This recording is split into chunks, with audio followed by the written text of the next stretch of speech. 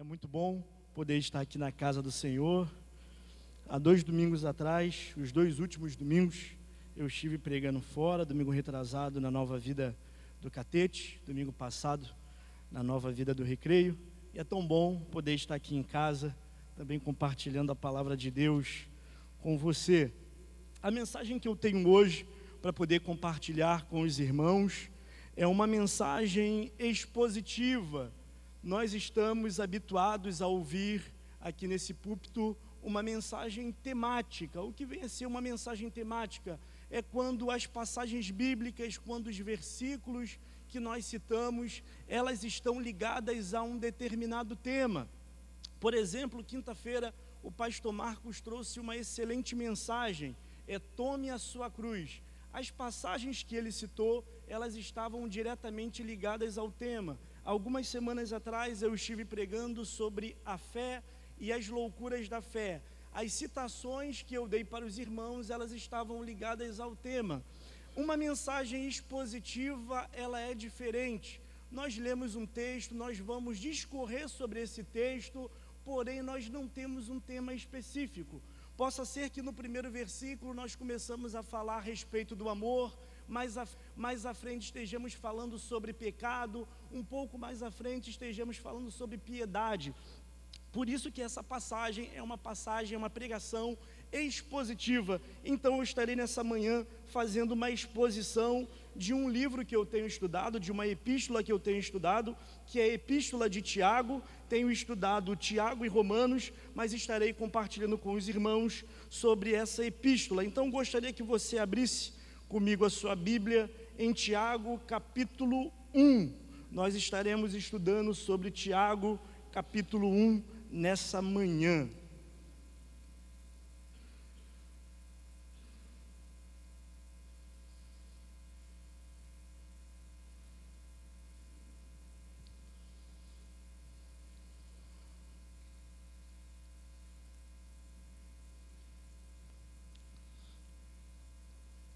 Senhor, te agradecemos pela oportunidade que temos de estar aqui na sua casa, ouvirmos a respeito da sua palavra.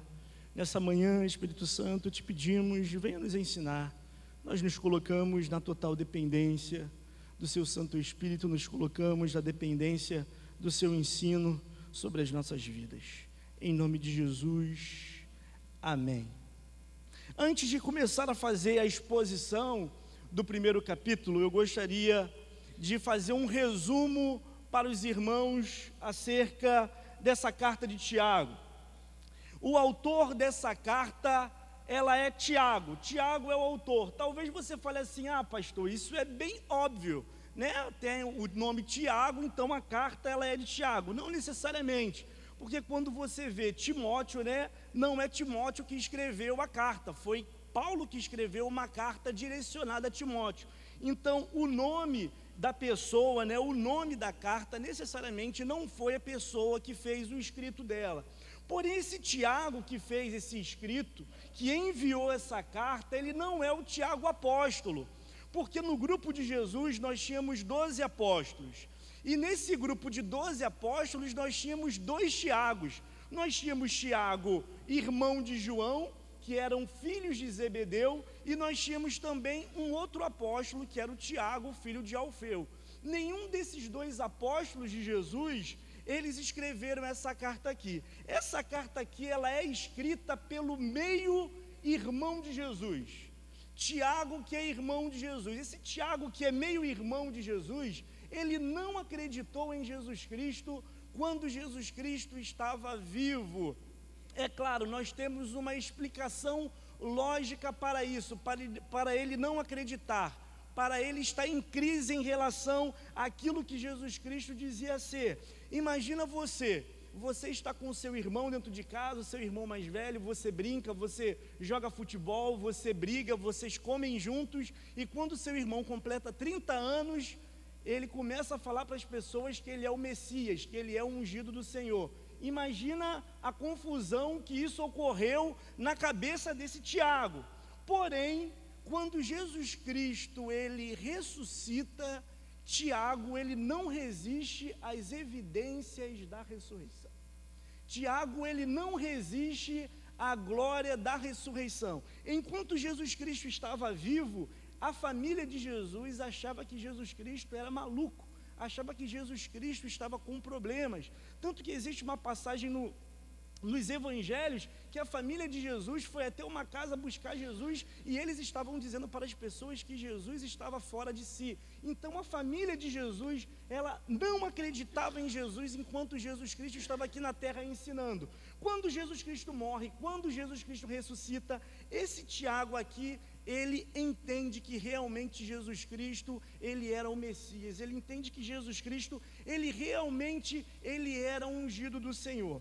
Mas a pergunta é, para quem Tiago está escrevendo essa carta? Tiago está escrevendo essa carta para os judeus que se converteram ao cristianismo. Vale ressaltar que nesse momento que Tiago está escrevendo essa carta para os judeus que se converteram ao cristianismo, não existe gentil. O gentil ainda não teve um contato com o evangelho, não teve um contato com a salvação. Pastor, quem são os gentios? Gentios é todas aquelas pessoas que não fazem parte da comunidade judaica, ou seja, nós somos gentios. Quando você lê na Bíblia que o evangelho lhe chegou aos gentios, gentios são todas aquelas pessoas, todos aqueles povos que não são judeus, então eles são gentios. Esse evangelho não havia chegado aos gentios, os judeus estavam se convertendo, e Tiago, ele escreve essa carta para esses judeus. Mas também, meus irmãos, temos que ter em mente, quando Tiago está escrevendo essa carta, que a igreja está no seu começo. A igreja está começando, a igreja está dando os primeiros passos, a igreja está começando a caminhar, e esses judeus que estão se convertendo, eles estão sofrendo uma perseguição. Perseguição de quem? Do Império Romano? Não, porque a perseguição do Império Romano, ela começa a partir do ano 70 depois de Cristo e vai até o ano 400 depois de Cristo, quando o cristianismo se torna a religião oficial do Império, que o imperador Teodósio oficializa o cristianismo como a religião oficial do Império. Então, essa carta, ela foi escrita aproximadamente no ano de 40, no ano 40 depois de Cristo. Então a igreja está começando. Mas pastor, quem é que está perseguindo esses judeus? Quem é que está perseguindo essas pessoas? Os próprios judeus estão perseguindo os judeus que estão se convertendo. Você lembra da história de Saulo? Como que Saulo, ele era um perseguidor da igreja de Cristo Jesus? Então Saulo, ele era um judeu. E você se lembra como que era a perseguição? Você se lembra a forma que o Paulo, ele torturava a igreja, ele torturava os cristãos? Nós vemos isso em relação à morte de Estevão. Estevão, ele foi apedrejado. Então essa perseguição que esses judeus estão sofrendo não é devido ao Império Romano, mas é devido aos seus compatriotas, é devido aos seus irmãos. E essas pessoas, elas estão passando por um momento de sofrimento. Essas pessoas estão passando por um momento de dor. Essas pessoas estão passando por um momento de luta. Então é nesse contexto que Tiago, ele escreve essa carta para essas pessoas que acabaram de se converter ao cristianismo. Existem motivos contundentes para nós, que somos a igreja do Senhor, estarmos lendo essa epístola de Tiago.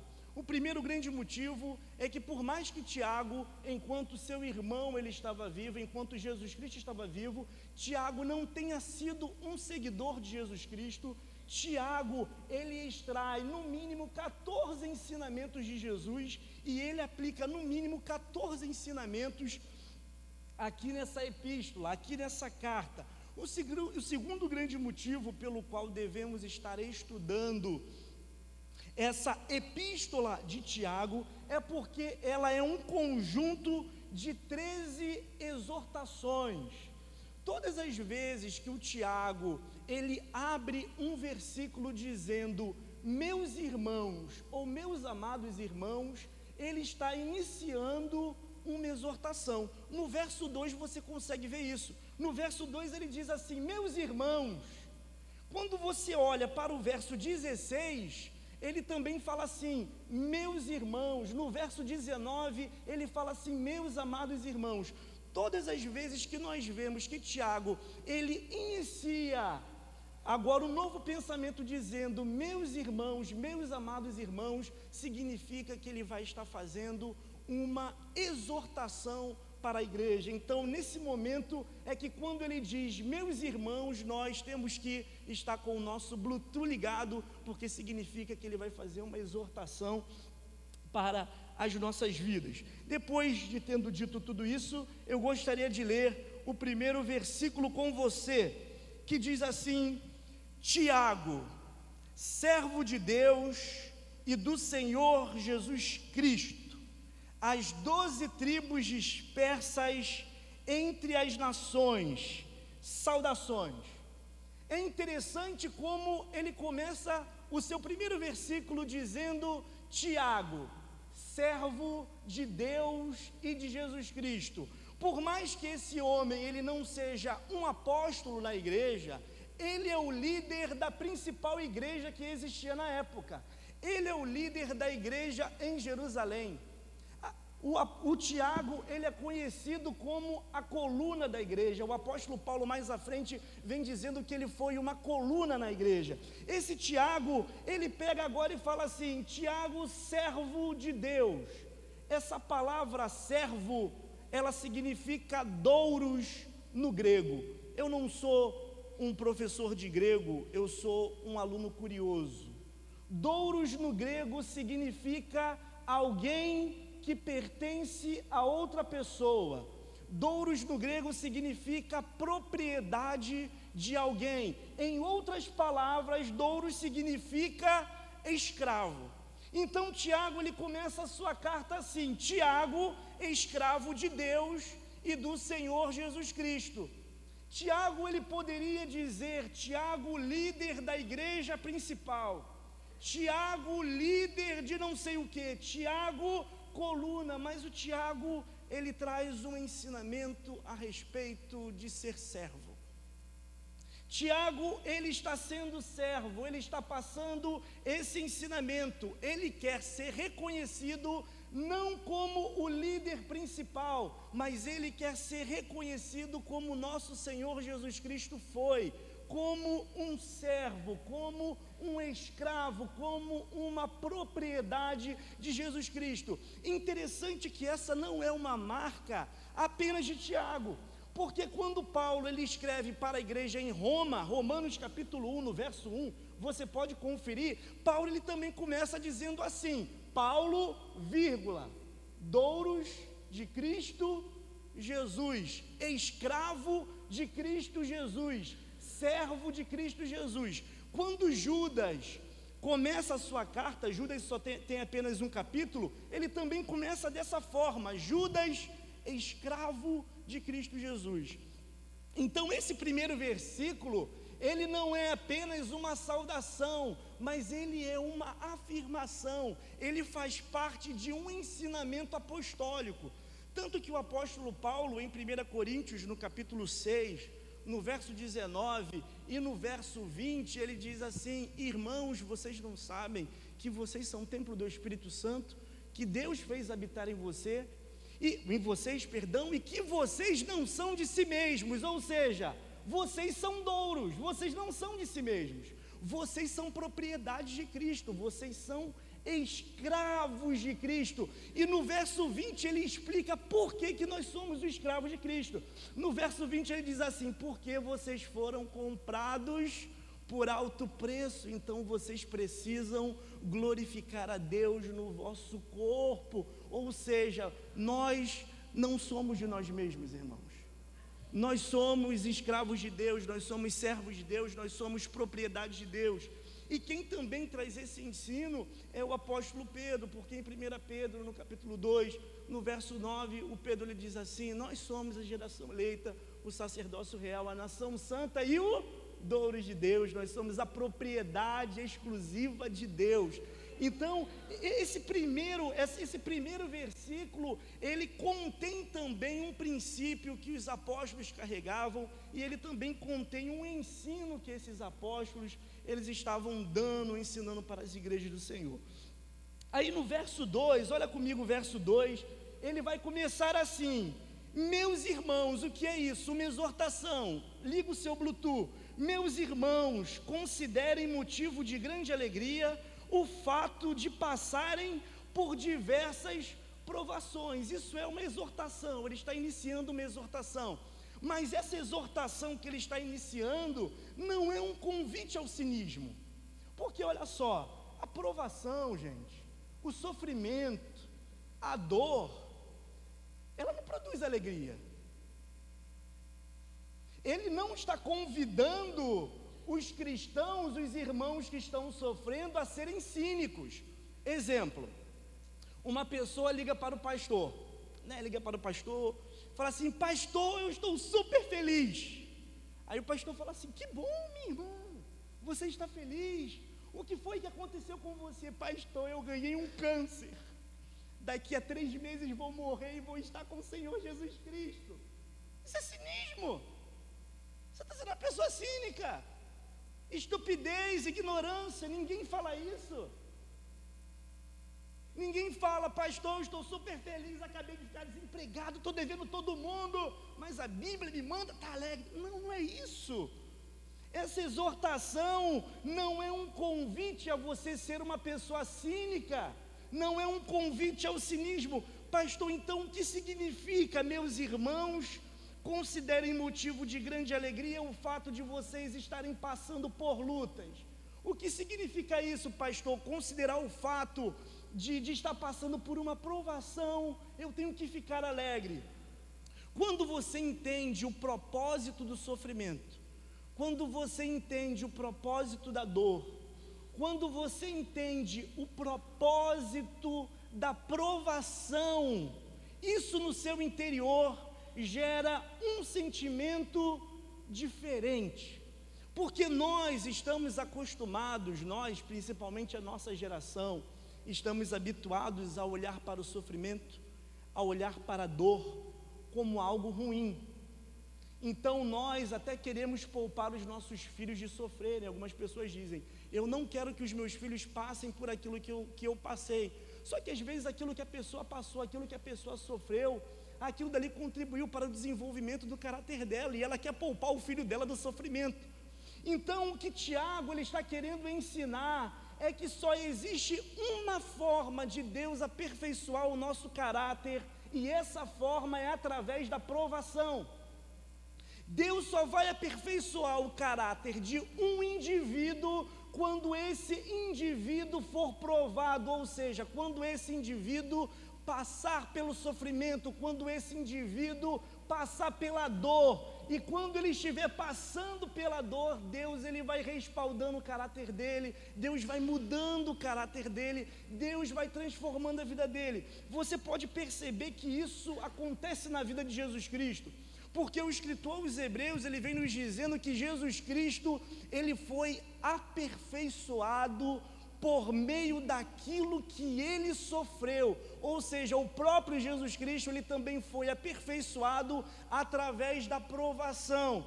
Então Tiago, ele vem agora nos dizendo: irmãos, a provação é necessária para que o caráter de vocês possa ser transformado.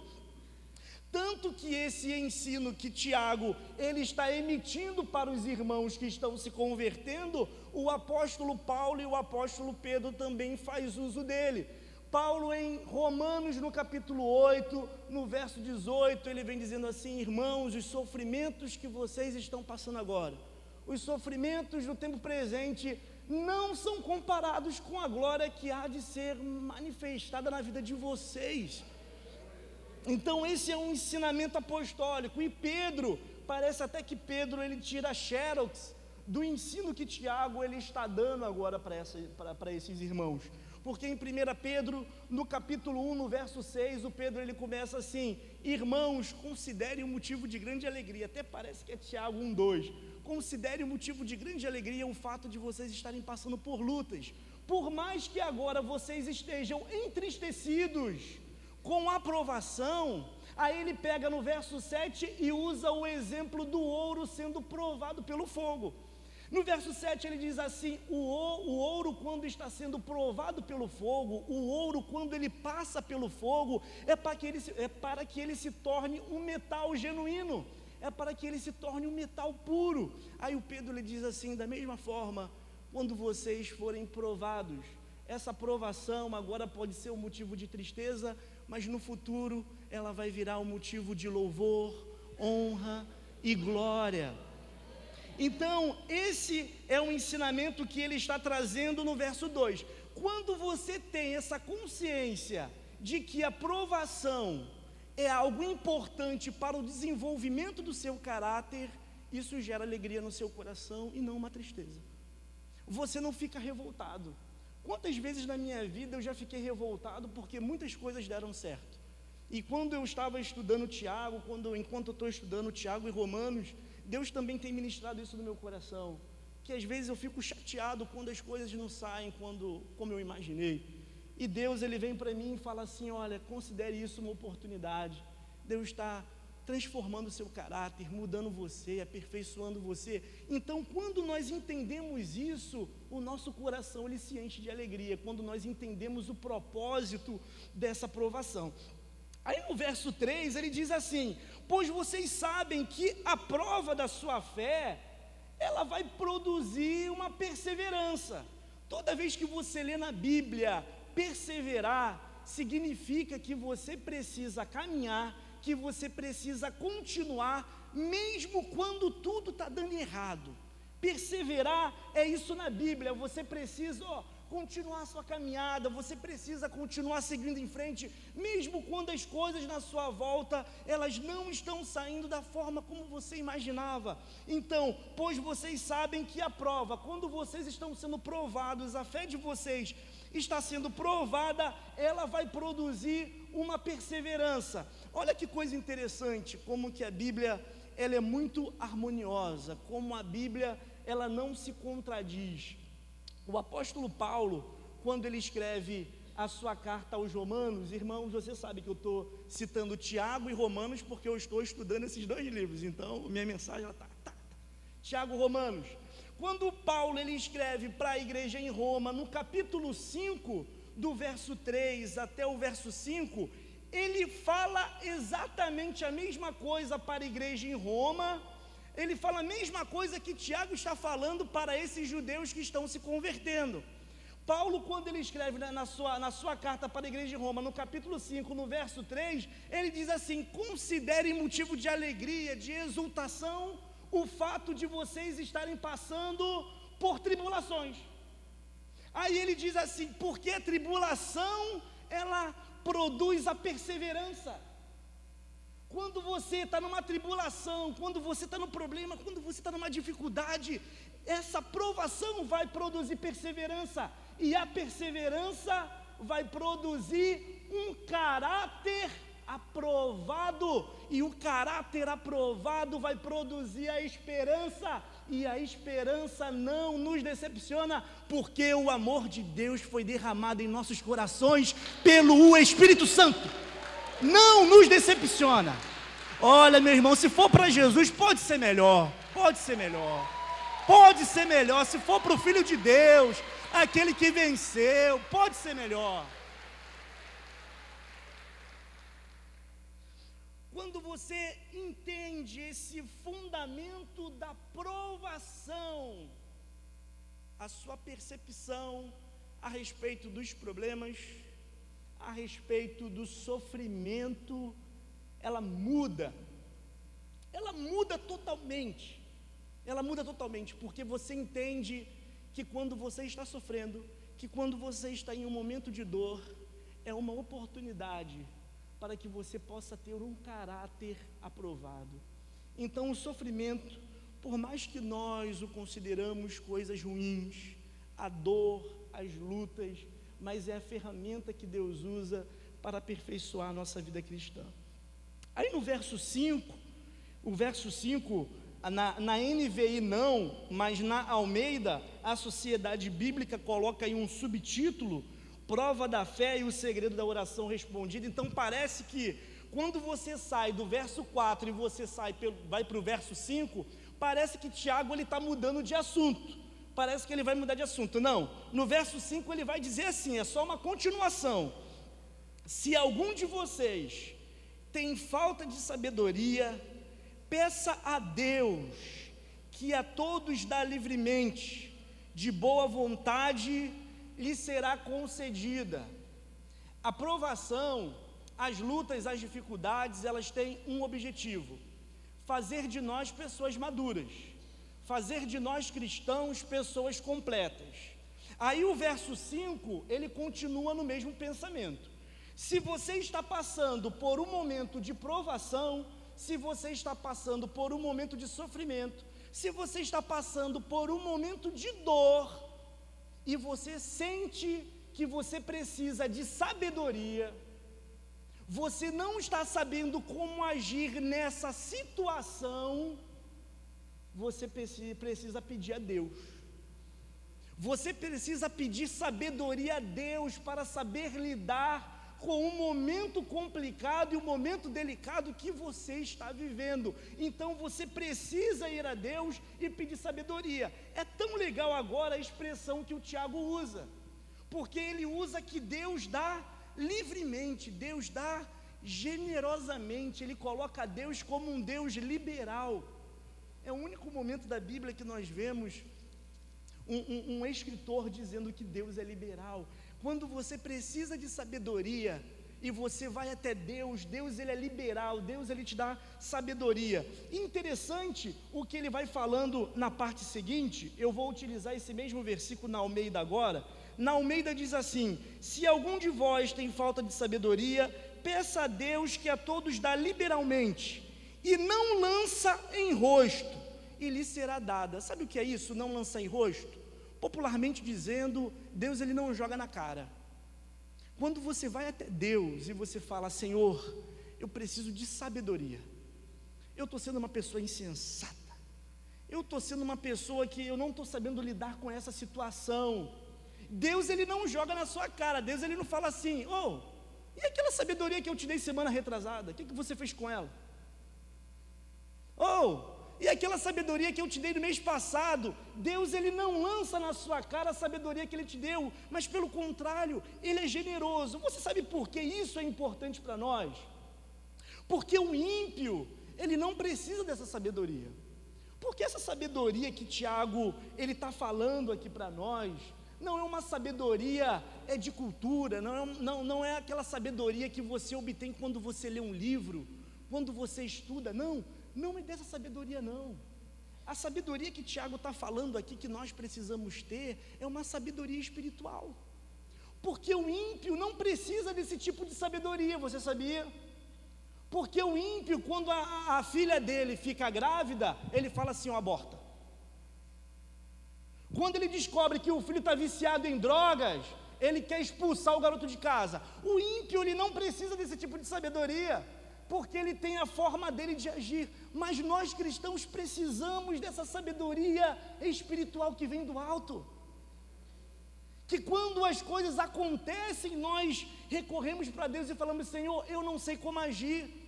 Estamos vivendo uma crise financeira. O ímpio, na crise financeira, o empresário, o que ele faz? Só nega imposto. Agora o homem que teme a Deus, o que ele vai fazer? Ele vai falar: Senhor, me dá sabedoria, me ajuda, me dá sabedoria, porque eu não sei como lidar com essa situação, eu não sei como reduzir os custos. Me ajuda, me dá essa sabedoria que vem do alto, e Deus a dá. É interessante que Salomão ele está usando esse princípio da sabedoria no livro de Provérbios. Provérbios por excelência é o livro da sabedoria, e no capítulo 1, no verso 7, ele diz assim, que o temor do Senhor, para você ver que essa sabedoria é uma sabedoria espiritual. O temor do Senhor, ele é o princípio do saber. Então, o princípio dessa sabedoria é esse temor do Senhor. Essa sabedoria, ela é uma sabedoria espiritual. Então, é isso que o Tiago, ele está dando continuidade ao seu ensinamento. Vamos partir para o verso 6. Peça, porém, com fé, sem duvidar, pois aquele que duvida é semelhante à onda do mar, levada e agitada pelo vento. Verso 7. Não pense tal homem que receberá coisa alguma do Senhor. É alguém que tem mente dividida e é instável em tudo o que ele faz. A onda do mar representa esse tipo de homem que não crê em Deus. Sabe por que a onda do mar? Porque a onda do mar, ela sobe e desce. Você já viu uma pessoa assim, que ela duvida, que uma hora ela está bem, ela está animada, mas acontece uma situação, aí hoje ela está na igreja, ela está animada, está com força, está cantando louvores, aí acontece uma outra situação, ela já desanima, aí ela fala mal disso, ela fala mal daquilo, ela fala mal daquilo outro. Aí a única certeza que Tiago ele nos dá, quando nós nos deparamos com esse tipo de pessoa, é que esse tipo de pessoa não vai receber resposta alguma da parte do Senhor. Porque essa pessoa, ela é inconstante. Olha o que ele fala no verso 7. Não pense que esse tipo de homem vai receber uma resposta do Senhor, porque não vai receber. Os homens que irão receber uma resposta do Senhor são esses homens que têm um entendimento da provação, que têm um entendimento do sofrimento.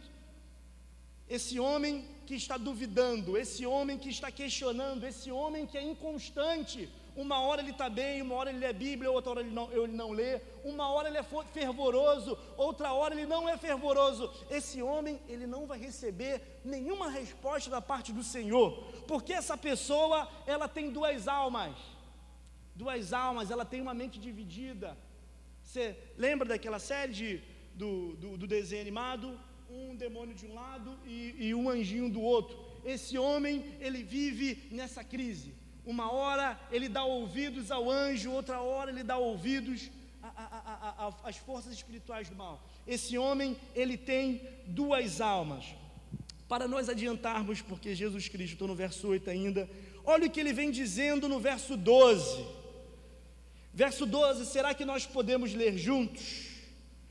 Feliz é o homem que persevera na provação, porque depois de aprovado, receberá a coroa da vida que Deus prometeu aos que o amam. Glória a Deus, aleluia. Feliz é o homem que persevera, feliz é o homem que continua nos momentos de luta, que continua nos momentos de dificuldade. Feliz é esse homem, porque ele vai receber a coroa da vida que Deus prometeu aos que o amam. Aí o verso 3, ele continua mantendo o mesmo pensamento da provação, só que agora ele entra na tentação. A palavra provação no grego e tentação são basicamente as mesmas palavras. O que vai mudar vai ser o contexto. Então agora ele entra na tentação, porque ele começa dizendo assim, vamos para o verso 13. Quando alguém for tentado, jamais deverá dizer, estou sendo tentado por Deus, pois Deus não pode ser tentado pelo mal, e a ninguém tenta. Cada um, porém, é tentado pela própria cobiça, sendo por esta arrastado e seduzido. Então a cobiça, tendo engravidado, olha a expressão que ele usa, engravidado, dá a luz ao pecado, e o pecado, após ter se consumado, gera a morte. É interessante quando ele diz que Deus, ele não tenta ninguém. Somos tentados pelo diabo, somos seduzidos pelo mundo e somos também tentados pela nossa própria cobiça, pela nossa própria carne. Quando eu era do Geração Vida, eu tinha mais ou menos uns 16 anos, e quando eu estava lendo essa palavra tentação, eu me lembrei de uma aula que eu tive no Geração Vida, que quem me deu foi um dos diáconos, não é mais diácono da nossa igreja, está em uma outra igreja, congregando numa outra igreja, que foi o diácono Maurício, e ele falou para nós o conceito da tentação, como que o Geração Vida é importante na vida do seu filho, porque eu, como pastor, eu lendo, eu estudando, preparando uma mensagem, eu me lembrei de uma aula do Geração Vida que eu tive, e quanto isso está sendo importante na minha vida. E eu me lembro que o professor, ele diz que tentação é um impulso inicial para se cometer determinado pecado. A tentação é quando você dá aquele impulso inicial para se cometer determinado pecado. E é interessante a expressão que ele usa no verso 15. Então a cobiça tendo engravidado, imagina uma gestante. Está imaginando a gestante? Minha barriga diminuiu, irmãos. 4 quilos a menos. Ó que bênção. Coisa para glorificar a Deus. Você pode imaginar uma gestante. Ela está se preparando para poder dar à luz. O ensinamento que Tiago traz é: será que você está com um pecado aí dentro, gerando algum pecado? Será que você está só esperando o tempo de colocá-lo, consumá-lo, colocar para fora? Será que você está grávido? Será que a sua cobiça, será que o diabo, será que o mundo, será que a sua carne, ela começou a seduzir você e você começa a premeditar um pecado, e você está grávido desse pecado, só esperando o momento de consumir, porque isso é tentação. Porque isso é tentação que o Tiago está falando para nós, e muitas vezes nós estamos assim, grávidos de um pecado que está prestes a ser consumado. Aí talvez você utilize argumentos: pastor, mas essa situação está tão difícil. Se eu não fizer isso, pastor, não tem jeito. Ou talvez você esteja dizendo: pastor, é porque às vezes eu me sinto fraco, é porque às vezes eu não sei como eu vou reagir, pastor, eu não sei o que eu vou fazer. Aí Paulo, em 1 Coríntios, no capítulo 10, no verso 13, ele diz assim, ele poderia ter dito assim se ele fosse pastor do século 21, para com a palhaçada, porque não veio sobre vocês uma tentação que não fosse humana, mas Deus que nem tenta vocês, Deus conhecendo a sua condição, Deus conhecendo a sua limitação, Deus ele concede para vocês o escape, ou seja, você peca se você quiser, você cede se você quiser, porque Deus ele conhece a sua limitação humana, Deus ele conhece o tipo de pessoa que você é, e Deus mesmo não tentando você, Deus ele não permite que o diabo possa tentar você, além daquilo que você possa suportar. Então se você cede é porque você quer ceder. E Tiago está nos dizendo, então a cobiça tendo engravidado, é um momento de reflexão.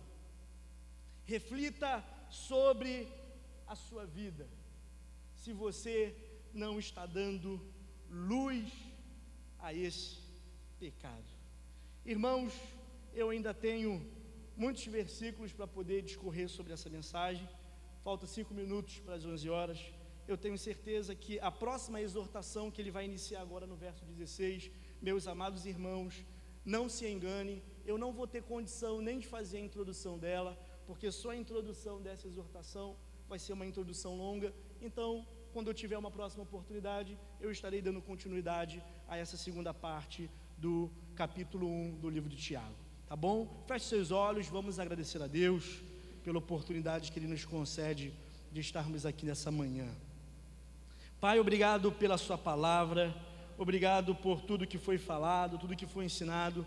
Espírito Santo, nos encha de Ti, nós precisamos do Seu toque, nós somos dependentes de Ti, dependentes para passar pelas provações, dependentes para passar pelas tentações. Espírito Santo, enche a nossa vida, nós queremos ser cheios de Ti, nós queremos ser um cristão com um caráter aprovado, é isso que nós queremos, termos um caráter aprovado. Nós queremos ser filhos de Deus, maduros, filhos de Deus íntegros. Então cura-nos, Espírito Santo, toca-nos pela sua palavra. Te damos graças, Senhor, por todas as coisas, em nome de Jesus, amém. Queridos irmãos, que Deus te abençoe rica e abundantemente. Um excelente domingo para você.